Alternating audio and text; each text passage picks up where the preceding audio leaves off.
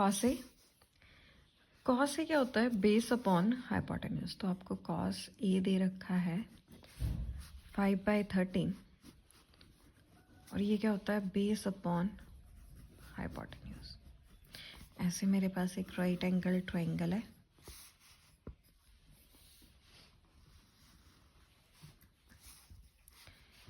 A B C. यहाँ पे 90 degree है। ए को मान लो ए बी, तो बेस हमारा हो गया 5x और हाइपोटेन्यूज क्या हो गया 13x। तो मुझे क्या निकालना है? परपेंडिकुलर, क्योंकि ये वाला है परपेंडिकुलर इसके सामने वाला, नीचे वाला हो गया बेस। और हमेशा 90 डिग्री वाला क्या होता है? उसके सामने वाला हाइपोटेन्यूज। सो मैं लिख लेती हूँ लेट जो ए बी है 5x और ए सी कितनी है मेरे पास? 13x। Using PGT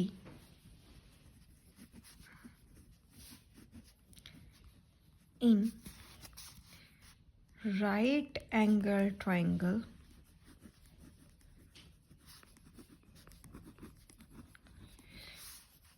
hypotenuse square is equal to perpendicular square plus of base square. Hypotenuse is 13x square, perpendicular is don't know, वो हमें फाइंड आउट करना है। बेस क्या है? 5x square. तो इसकी वैल्यू सब्स्टिट्यूट करो। 13 इंटू 13 क्या होता है? 169 x square, perpendicular square plus 5/25 x square. Okay, अब यहाँ पे ये प्लस हो रहे हैं, यहाँ पे जाके क्या हो जाएंगे? माइनस। आप इसको यहाँ पे शिफ्ट करोगे, दूसरा ये लेफ्ट हैंड साइड है, राइट से वहाँ पे जाएगा, तो ये कितना हो जाएगा? 25x square is equal to perpendicular square. 169 में से आप 25 को माइनस करो, 9 में से 5 को सब्ट्रैक्ट करोगे 4, 6 में से 2 को सब्ट्रैक्ट करोगे 4 और 1। परपेंडिकुलर स्क्वायर यहाँ पे आ गया एक्स स्क्वायर। अब स्क्वायर दे दो, अंडर रूट बन जाएगा। 144 x square is equal to perpendicular, that is under root 144 into under root x square perpendicular. ये बाहर आएगा, 12 इंटू 12 होते हैं 144। सो 144 की परफेक्ट क्यूब क्या है? 12। बाहर आके इसका क्या हो जाएगा? ये ऐसे कट जाएगा, x परपेंडिकुलर। ओके, तो परपेंडिकुलर आपने निकाल लिया, कितना आया मेरे पास? 12x।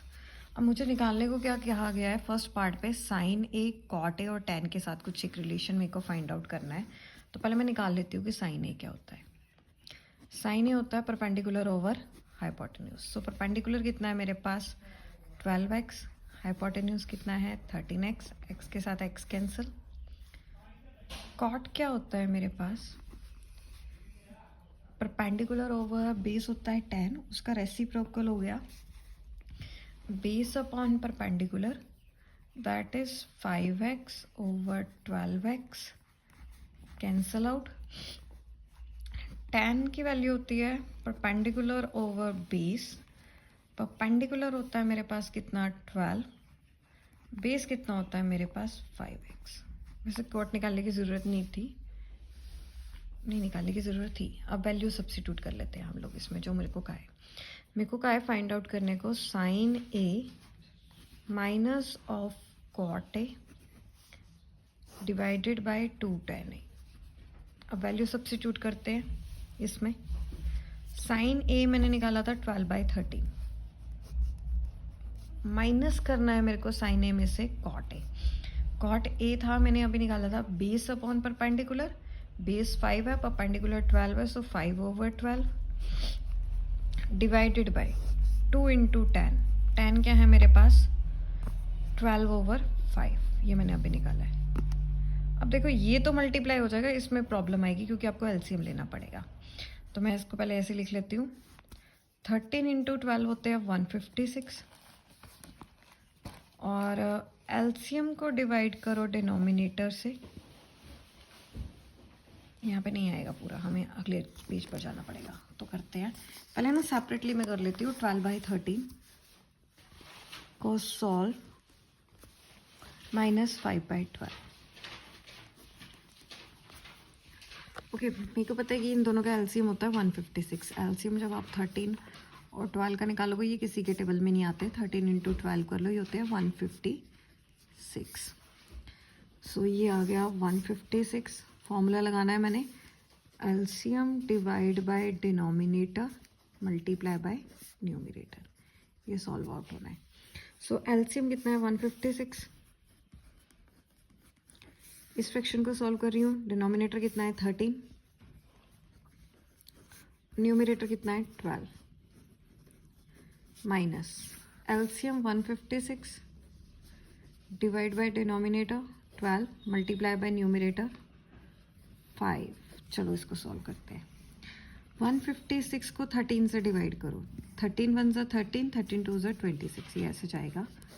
देखो 156 को करना है 13 1 ज़ा 13, 2 6, 13 2 ज़ा 26। सो जब मैंने एलसीएम को डिवाइड किया डिनोमिनेटर से, मेरे पास आया 12 इंटू 12 माइनस, फिर 156 को करो 12 से, ये जाएगा 12 1 ज़ा 12, 5 में से 2 सब्ट्रैक्ट करो 3 और 6, 12 3 ज़ा 36, डिवाइड करके देख लो, इंटू 5 ओवर 156। सो मेरे पास कितना आया, 12 12 होते हैं 144, 13 5 होते हैं 65, राइट, डिवाइडेड बाय 156। अब 144 में से आप 65 को माइनस करो। 144 में से 65, 14 में से 5 जाएंगे तो कितने आएंगे हमारे पास 9, यहाँ पे 3 बचे, इससे कैरी लिया 13, 13 में से 6 जाएंगे तो आपके पास आगे 79, 156 आ गया। तो मेरे को ये फाइंड आउट करना था, क्वेश्चन क्या था मेरे पास, 12/13 माइनस 5/12, 2 इंटू 12 होते हैं 24 डिवाइडेड बाय 5। ये इस ढंग से मैंने इसे सॉल्व किया, ऐसे लिखा है। अब जब आपने इसकी वैल्यू निकाली, इनको सॉल्व करके मैंने अभी ऊपर सॉल्व किया है, तो ये कितना आया 79 ओवर 156 डिवाइडेड बाय 24/5। अब ये रेसिप्रोकल हो जाएगा, 79 ओवर 156 ये ऊपर जाएगा और 24 नीचे आ जाएगा। तो इसको कर लेते हैं, ये रेसिप्रोकल होगा। 79 को करो 5 से, 5 9 ज़ा 45, 4 5 7 ज़ा 35 प्लस 4 395, इसको मल्टीप्लाई करना पड़ेगा। 156 इंटू 24, 4 6 ज़ा 24, 2 कैरी ऊपर, 4 5 ज़ा 22, 22, 4 1 ज़ा 4, 5 6, 2 6 ज़ा 12, 2 5 ज़ा 10 प्लस 1 11, 2 1 ज़ा 2, देख लेते हैं क्या आता है, 4 7 2 7 4 4, ठीक है आंसर।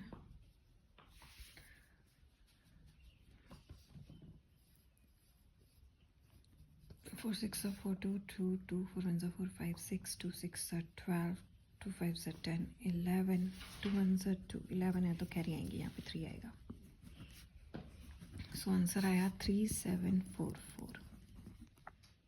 इसका सेकंड पार्ट करना है, जिसमें आपको निकालना है कॉट ए प्लस 1/कॉस ए। तो पहले हम लोग देख लेते हैं, कॉस तो मेरे को दे रखा है इस क्वेश्चन में, कॉस की वैल्यू दी हुई है। कॉस की वैल्यू क्या है 5/13 और कॉट की वैल्यू मैंने अभी थोड़ी देर पहले ही निकाली थी इसी क्वेश्चन के लिए, जो आई थी 5/12। आप x लिख लो तो x कैंसिल आउट हो जाते हैं, हमें x लेना पड़ता है इसमें। तो पहले कॉट की वैल्यू में सब्स्टिट्यूट करती हूँ, कॉट है 5/12 प्लस कॉस की वैल्यू क्या आएगी 5, नीचे जाएगा डिनोमिनेटर में 13, ऐसे 5/13। तो इसको जब आप लिखोगे ऐसे बनेगा 5/12 प्लस ये 13 ऊपर न्यूमरेटर में जाएगा, नीचे क्या बचेगा 5। अब ले लो आप एलसीएम इन दोनों का, 12 5 का क्या होता है 60, ओके।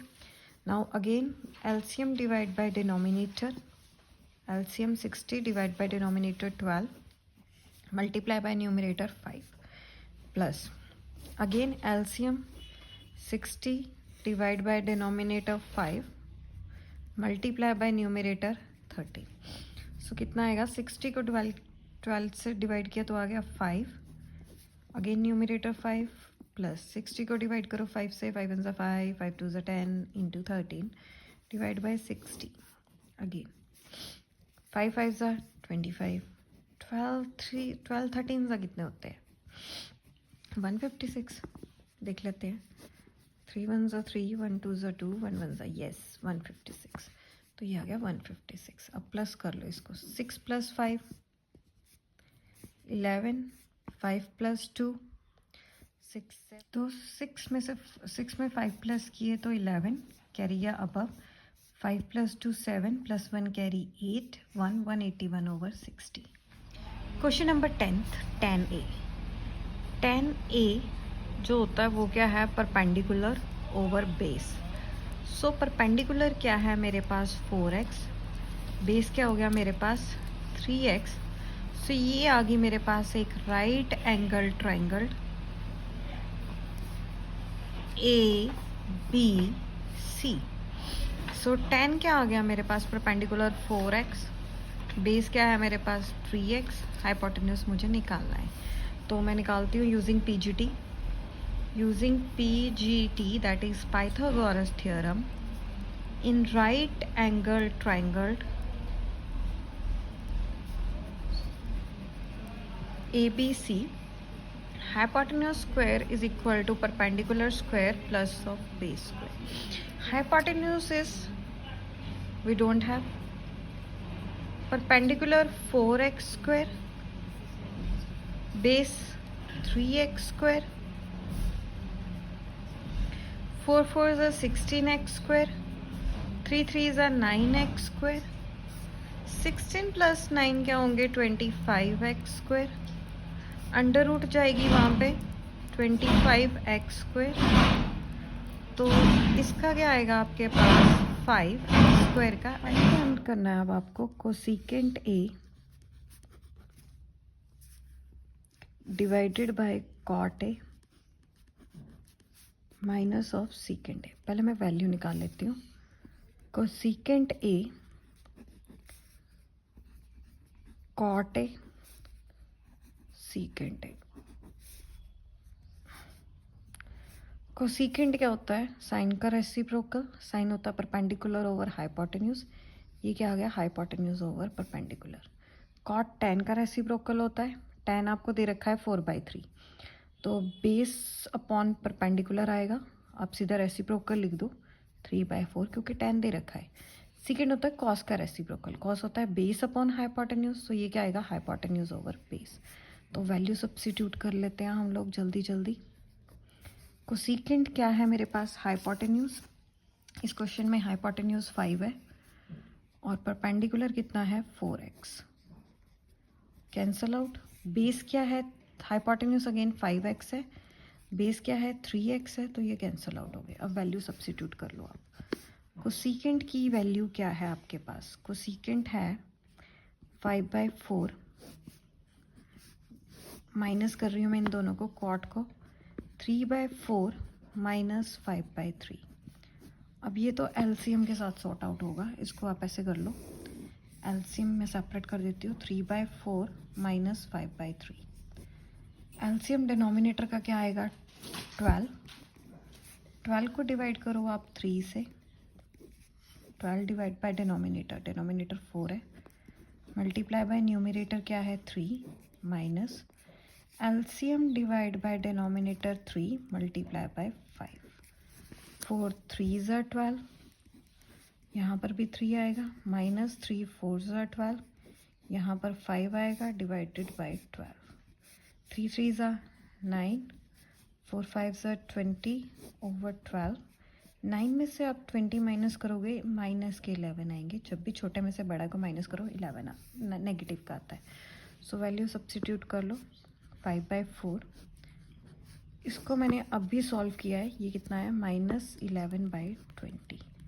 इसको मैं ऐसे लिख सकती हूँ 5/4 इंटू -11 डिनोमिनेटर में नहीं रहेगा, डिनोमिनेटर में रहेगा, ये ऊपर चला जाएगा न्यूमरेटर में। ये दोनों कैंसिल आउट हो जाएंगे। 4 1s are 4, 4 5s are 20। अब कर लो। 5 5s are 25, 20 आएगा ना? 12 आना है, नहीं यहाँ पे तो 12 आना है, मैंने 20 लिख दिया, सॉरी। 12, तो यहाँ पे भी क्या आएगा? 12। सो ये जाएगा 4 3s are 12, सो ये आएगा 5 3s are 15 -11, ये आंसर था। नेक्स्ट क्वेश्चन है 4 cot A is equal to 3। तो इसको अगर निकालना हो तो ये 4 यहाँ पे मल्टीप्लाई हो रहा है, वहाँ पे जाके क्या हो जाएगा divide.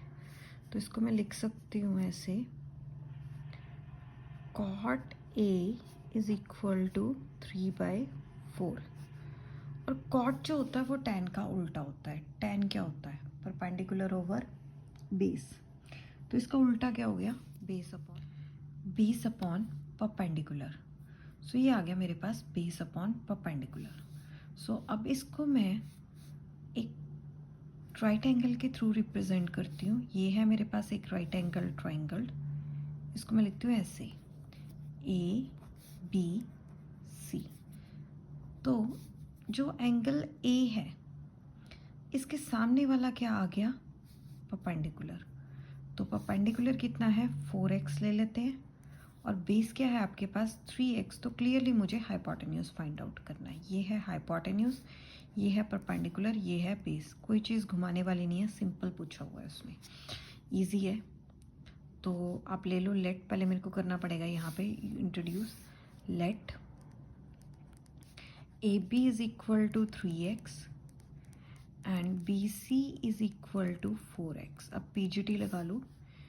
Using PGT in right angle triangle ABC, hypotenuse square is equal to perpendicular square plus of base square। hypotenuse मुझे निकालना है, तो perpendicular कितना आएगा? 3x का स्क्वायर प्लस ऑफ 4x का square, 3 3s are 9x square, 4 4s are 16x square. इसको करके कितना आएगा? 25x square. तो मेरे पास कितना आया था? Hypotenuse square is equal to 25x square. अब अंडर रूट आप वहाँ पे दे दो, कितना आ जाएगा? 5x। सो ये अगेन हाइपोटेन्यूज आ गया आपका 5x। अब इजी है, पहले साइन निकाल लो। साइन ए क्या होता है? Perpendicular over hypotenuse. So perpendicular कितना है मेरे पास? 4x। हाइपोटेन्यूज कितना है? 5x। Cancel out. So this is. उसके बाद उसने बोला है सीकेंड निकालो। सीकेंड किसका उल्टा होता है? कॉस का। कॉस क्या होता है? Base upon hypotenuse. ये क्या आ गया? Hypotenuse over base. हाइपोटेन्यूज कितना है आपका? 5x। बेस कितना है आपके पास? 3x। x के साथ x कैंसिल, ये कितना आ गया? 5/3। अब नेक्स्ट कोसीकेंट और कॉट को निकालना है। सो इससे पहले मैं कोसीकेंट निकाल लूँ। कोसीकेंट होता है साइन का रेसिप्रोकल। साइन है 4/5, कोसीकेंट क्या आ गया? 5/4। मतलब मीन्स ये है आपका हाइपोटेन्यूज ओवर परपेंडिकुलर। उसके बाद आपको कॉट भी चाहिए, तभी निकालोगे कुछ। कॉट क्या होता है? दिया हुआ है कॉट, अभी तो निकाला था 3/4। जस्ट वैल्यू सब्स्टिट्यूट करो और आंसर निकालो। कोसीकेंट स्क्वायर ए माइनस कॉट स्क्वायर ए मुझे सॉर्ट आउट करना है। तो मेरे पास क्या आया? कोसीकेंट स्क्वायर ए माइनस कॉट स्क्वायर ए। कोसीकेंट कितना है मेरे पास? कोसीकेंट होता है साइन का रेसिप्रोकल। अभी अभी निकाला है हमने वैल्यू, तो हम जो दोबारा लिखे हम यहाँ से उठा के लिखते हैं। 5/4 एंड 3/4। 5/4 एंड 3/4 की वैल्यू सब्स्टिट्यूट आप यहाँ पे कर दो। तो मेरे पास कितना आया? 5/4 का स्क्वायर माइनस ऑफ 3/4 का स्क्वायर। चलो वैल्यू पुट कर देते हैं। 5 5s are 25, 4 4s are 16, minus 3 3s are 9, again 4 4s are 16। अब एलसीएम सेम है, सो मुझे ज़्यादा गेम करने की ज़रूरत नहीं है, जैसे LCM divide by denominator multiply by numerator. No, LCM same है तो डायरेक्ट आप कर सकते हैं। 25 माइनस 9, 25 माइनस 9 होते हैं 16 डिवाइडेड बाय 16, कैंसिल आउट। आपके पास आंसर क्या आ गया? 1। तो ये था आपका क्वेश्चन।